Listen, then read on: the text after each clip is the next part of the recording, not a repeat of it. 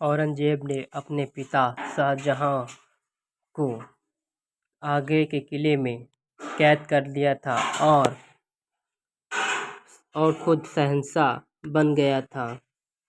1647 में शाहजहां ने अपने सबसे बड़े और उदारवादी बेटे दारा शिकोह को अपनी उत्तराधिकारी नियुक्त किया, एक कदम जिसे औरंगजेब ने अस्वीकार कर दिया, जिसने फरवरी 1647 में खुद को सम्राट घोषित कर दिया। अप्रैल 1648 में औरंगजेब ने धार्मिक की लड़ाई में दारा शिकोह और मारवाड़ के राज की संपूर्ण सेना को हराया। मई 1658 में संपूर्णगढ़ की लड़ाई में औरंगजेब की निर्णायक जीत ने उसकी संप्रभुता को मजबूत किया और पूरे साम्राज्य में उसकी प्रभुत्व को स्वीकार किया गया।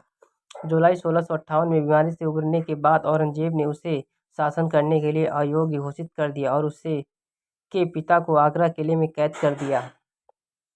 औरंगजेब ने ये शासनकाल में मुगलों ने अपनी सर्वोच्च सीमा को छुआ और उनका क्षेत्र लगभग पूरे भारत महाद्वीप में फैल गया। इनके शासनकाल की विशेष तेजी से सैन्य विस्तार की अवधि हुई, जिसमें मुगलों ने कई राजवंशों और राज्यों को उखाड़ फेंका। मुगलों ने दुनिया का सबसे बड़ी अर्थव्यवस्था और सबसे बड़ी निर्माता शक्ति के रूप में चीन को भी पीछे छोड़ दिया।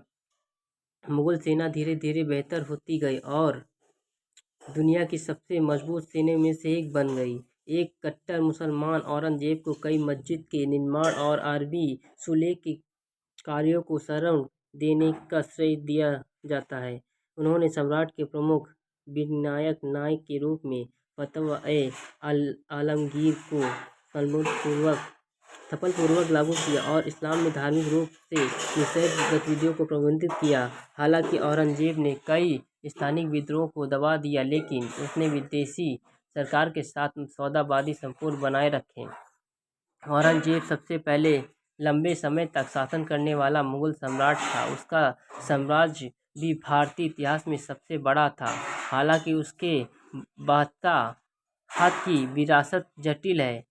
उसने आलोचनाएं गैर मुसलमानों के खिलाफ उसके कार्यों और इस्लाम के प्रति उनके रूढ़िवादी दृष्टिकोण का हवाला देते हुए तर्क देते हैं कि उसने पहले के मुगल सम्राट की बहुबल और सहिष्णुता की विरासत को त्याग दिया।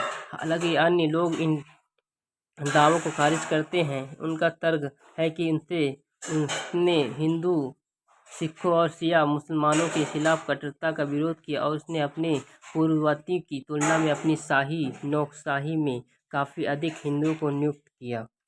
अगर आपको हमारी जानकारी अच्छी लगी हो तो हमारे चैनल सब्सक्राइब करें, कमेंट करें, लाइक करें, शेयर करें, बेल आइकन दबाना ना भूलें।